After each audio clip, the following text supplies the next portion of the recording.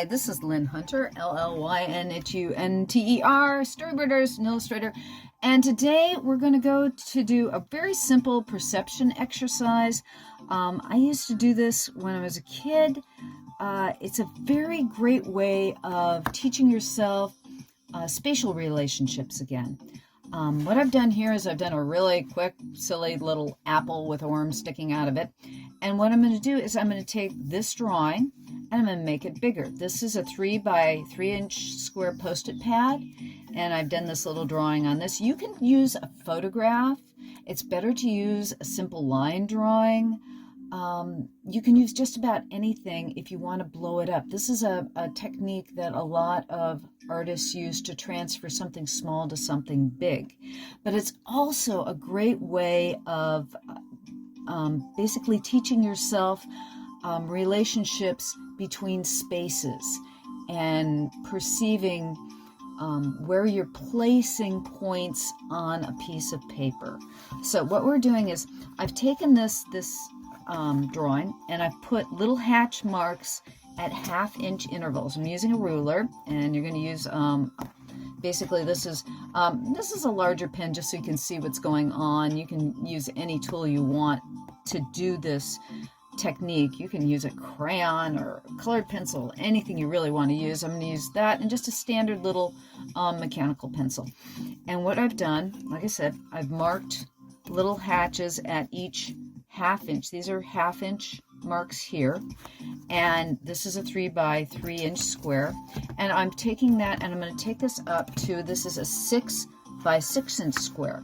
And you can use your math. You could use a 7 by 7 inch square, you could use an 8 by 8 inch square. Just if this one is a square shape, this one should be a square shape. These sides should be proportional to these sides. You could use a rectangle. It's just a matter of a little bit of math, knowing proportions. If you're not correct on your proportions of your width to your height, you're going to find that whatever you transfer is going to be distorted. So you could also use this to distort something as well. Maybe I'll do another video to show you how to distort something by using the same technique. But what we're going to do is, again, I'm taking this side just so you could show you what I was doing. I'm going to just put 1/2 inch hatch marks along the edge here, because I can't even, that's interesting, I can't see the 1/2 inch between the 7 and 8 on this ruler. That's weird. Of course, you pull something open for a video and you don't realize that, oh, you've worn down the 1/2 inch mark between your 7 and your 8 somehow. It got scraped off. It would be right there. Okay, but anyways, and then we're going to take this and again do the 1/2 inches, 1/2 inch. So it would divide it into 5 quadrants, do your math here. But we're just going to, then we're going to take the ruler and divide these up. So we're making a grid. We're putting a pencil grid over the top of this. And the reason why I'm using pencil is because when you're done, you can erase the grid away, so that you've used this as a transfer method. If you're doing a mural, you'd use chalk. If you've seen in construction work, they use chalk lines. There's also some really fun, somebody's used a graphic grid that I really like doing murals. But this is one way of transferring small designs into a large area. If you want to, say, put a mural on a wall, it's been a standard way of doing that for, years and years. But with this, we're dividing. Let's see, I'm coming up with a grid here that are each 1/2 inch squares. This is the boring part of it. I'm not being too exact, which is, should probably be a little bit more exact than I'm being, but then I'm a messy artist. And the thing is that what I do with my messiness is I compensate for it when I'm done. I do a lot of polishing on my work. Okay, now we're going to take this square has always already been, it's a 6 by 6 inch square. I'm dividing this into 1-inch divisions. And as long as they're squares, it doesn't matter what the size, the divisions in your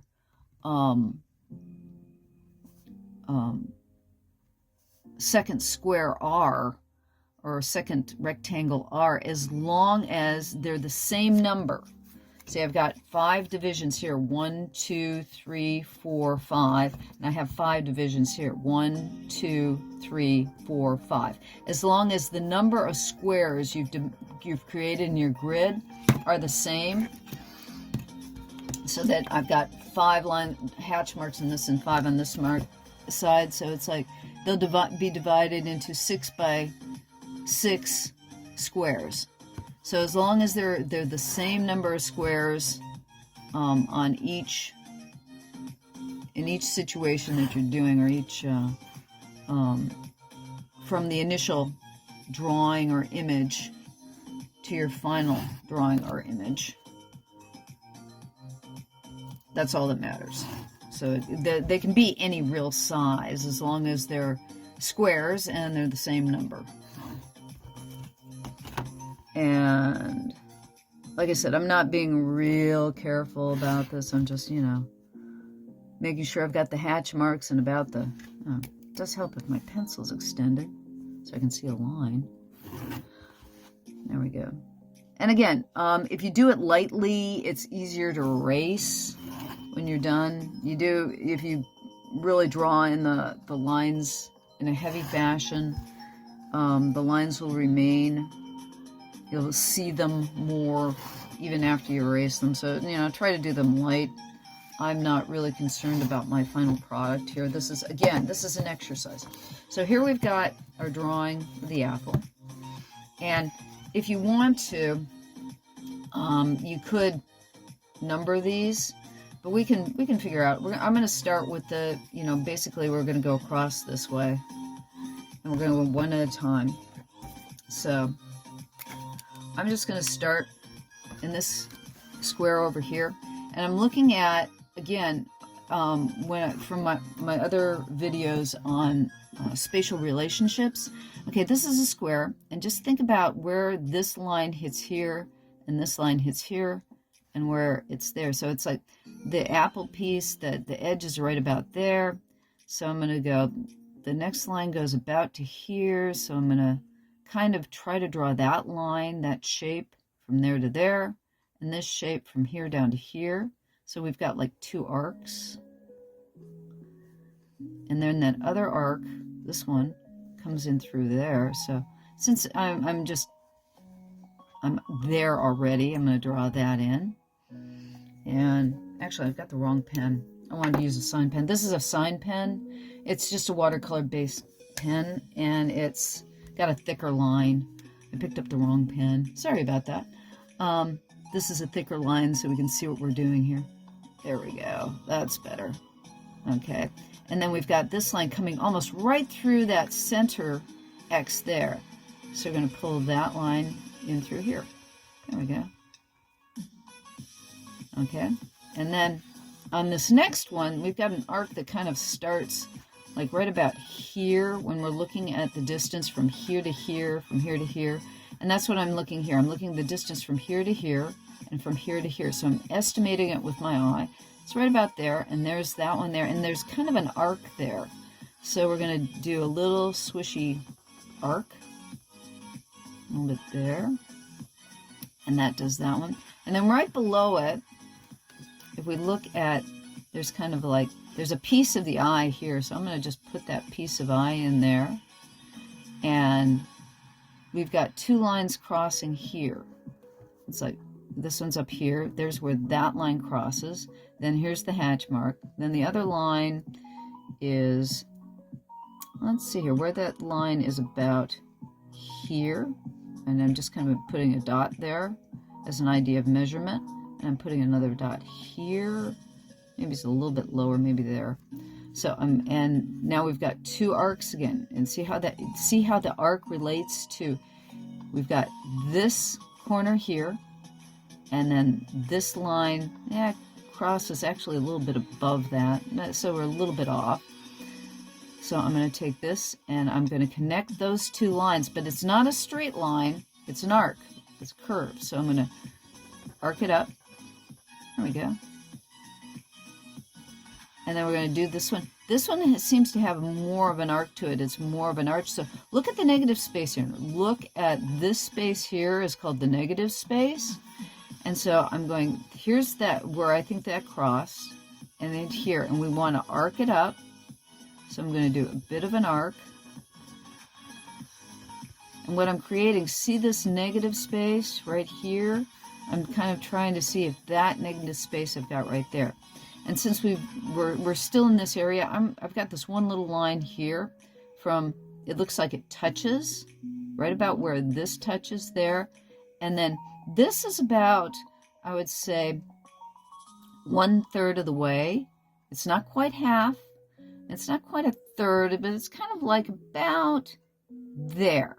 So you're looking at, again, you're looking at this square, and you're looking at where this hits here and where this hits there. So it's like it hits, this line hits about at that point, and it's curve again. So I'm going to curve this line down to there. Okay, and then we're going to step to the next two. Let's go to the next two squares. Okay, we got, this one's kind of complicated. We got more lines up here.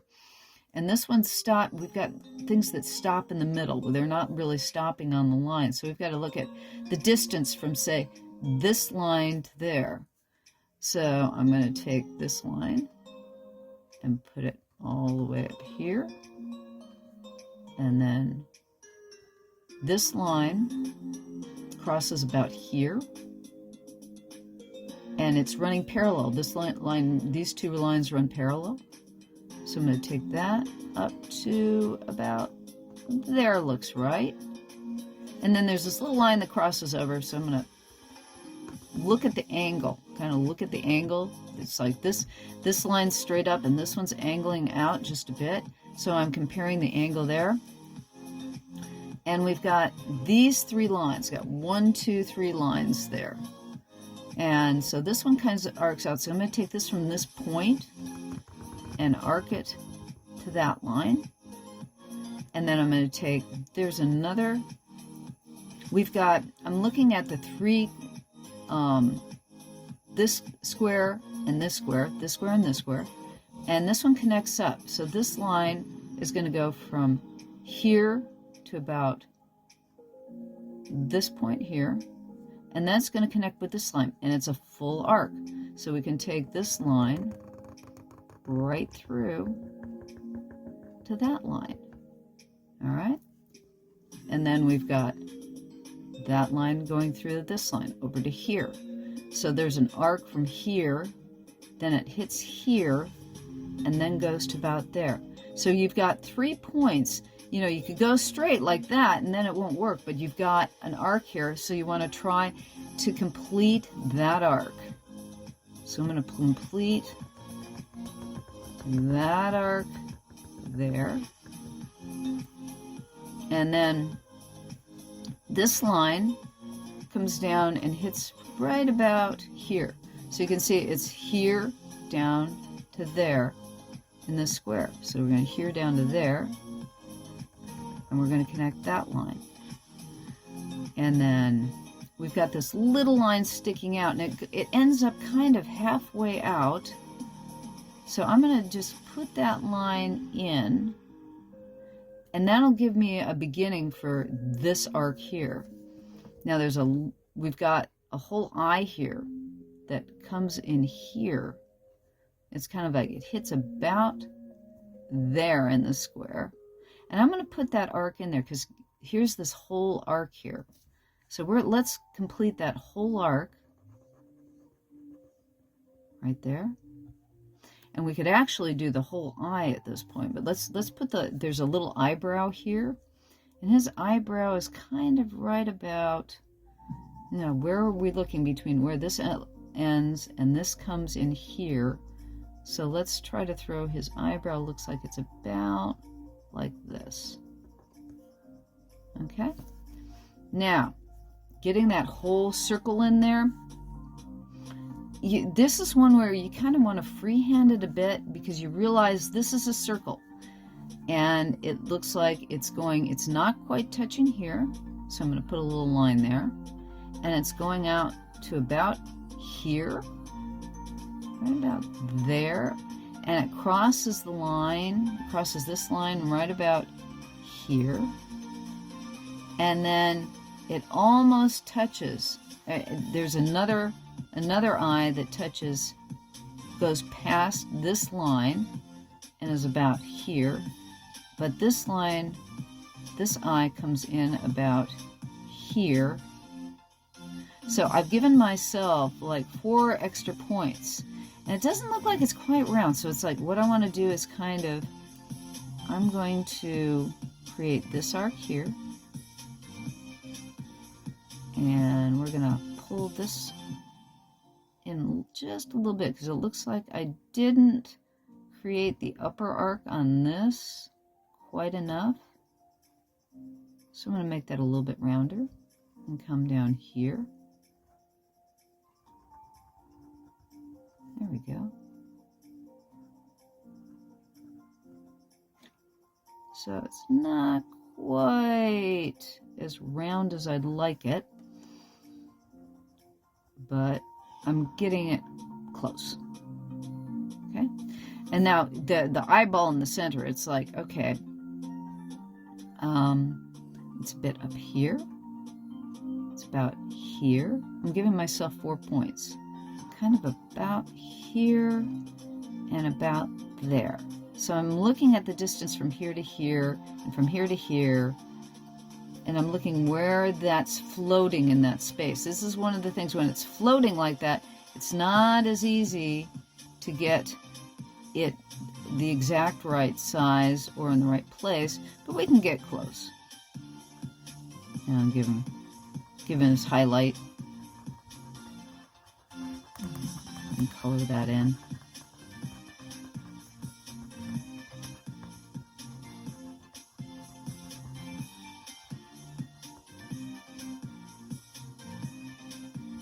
There we go. And let's see here.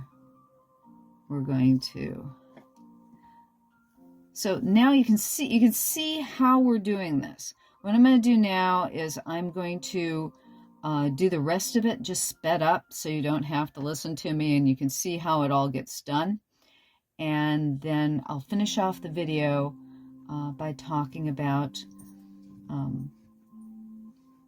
what you need to basically finish everything up. Okay, and that's about it. So now I'm just going to do double speed on the video here so you can see the whole thing going. Okay.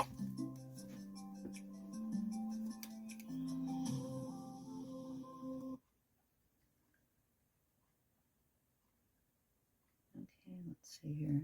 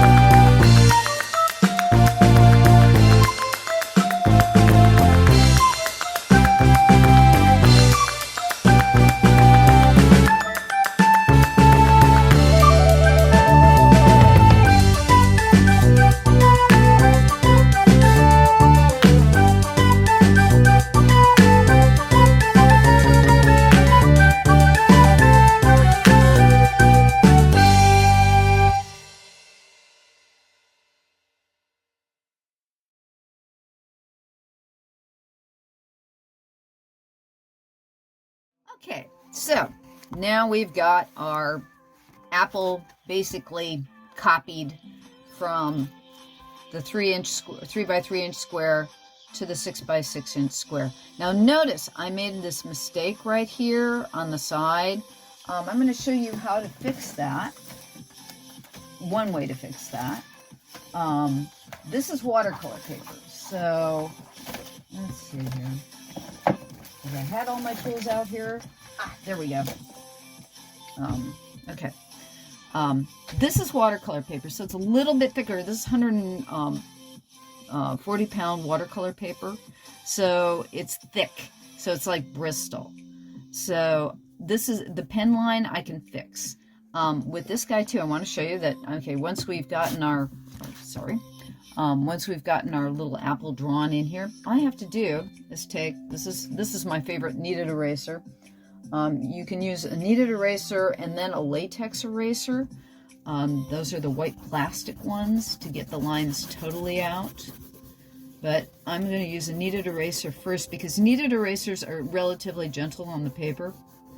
So also they have a tendency to pick up lines real well. I'm very fond of kneaded erasers. I make lots of mistakes, and I find that when you're drawing, they're great for people like me who treat drawings like carvings. It's like I'll make mistakes and then I'll redraw the whole thing over again, and then I'll redraw the whole thing over again, and then I'll redraw the whole thing over again.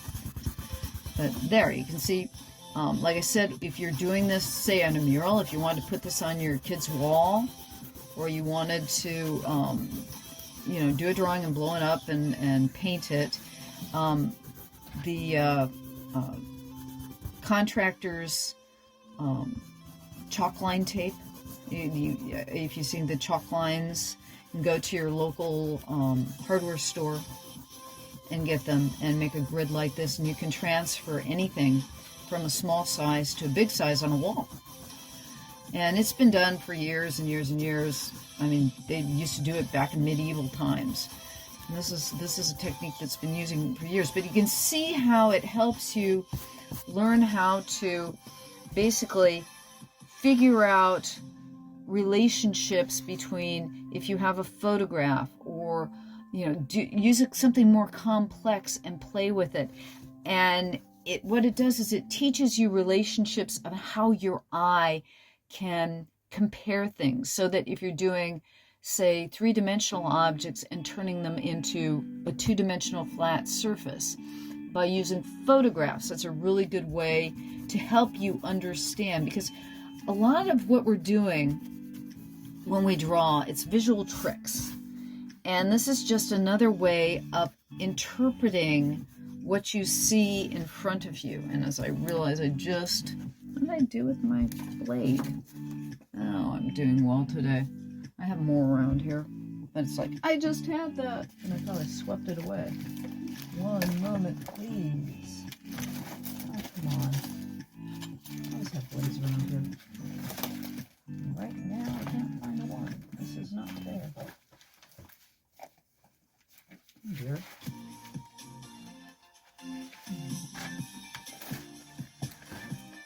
Oh, poop. Right in front of me. Of course it was. It was right in front of me all the time. But here, when you want to when you have an ink line on a piece of paper, if you have an X-Acto knife blade around or a razor blade, do very gentle. Don't dig into the paper. Just kind of drag the blade along, and then so that you can slice this area from that area. And what you're going to do is gently scrape the paper away. And when I do this, it's kind of like sanding down with sandpaper. If you've ever worked with wood, you're kind of sanding the layer away, and you don't want to be real heavy-handed.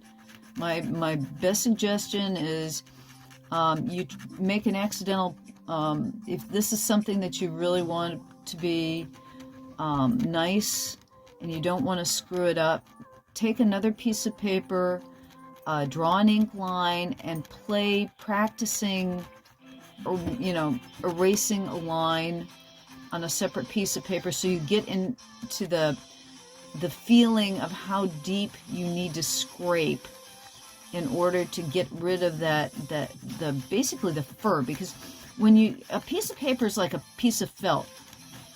It's fibers that have been compressed with heat and glue. So you've got lots of little fibers there, and what you're doing is you're sanding down the fibers literally like you'd be sanding down sandpaper. And that's how you get rid of a line that you really don't want. And if you just go back and forth with your eraser, Kneaded Eraser is really good for this. And then you want to pull out like the latex eraser on the back of the pencil here, and even bring those fibers down, kind of compress them on the paper there. And you can see we've taken away a pen line. A permanent ink pen line is gone. And you can paint over that, and if the watercolor sinks too deeply into that area where you've scraped back, you can scrape that. As part of the thing that you need to learn as an artist is when you make mistakes, just how to fix your mistakes. I'm really good at fixing my mistakes. I'm also really great at making mistakes. So it's like I've learned. Oh, that was good. I just whipped away my blade there. But I've gotten very good at fixing mistakes as well as making them. So when you do both of those things, that's how you get around it. But anyways, thanks for stopping by today. Again, Llyn Hunter. I'm going to put this little guy is going to be on a JPEG on my Patreon site. If you want to go over there and check out my Patreon and go to the page where I've got this video posted, I will have this guy as a JPEG, so you could literally download him onto an 8.5 by 11 sheet of paper and do your own version of this guy. So you've got him set up so you can try to draw the silly little apple with a worm in him. I'm going to sign this, maybe paint this even later. Always sign your work, because you never know. You're going to be famous someday, and somebody's going to want to know who did the work. And even if you're not famous someday, somebody's going to see that piece that you did that they really like, and they're going to know who did this thing and when did they do it. Anyways, thank you for stopping by. Thank you for your time. Hope you have fun. Hey, try a mural in your kid's room with something like this. Anyways, have a great day. Again, Llyn Hunter, LLYNHUNTER. Subscribe, please. It helps my numbers. I could one day get paid for this. Anyways, thanks a lot. Appreciate you stopping by. Have a great day.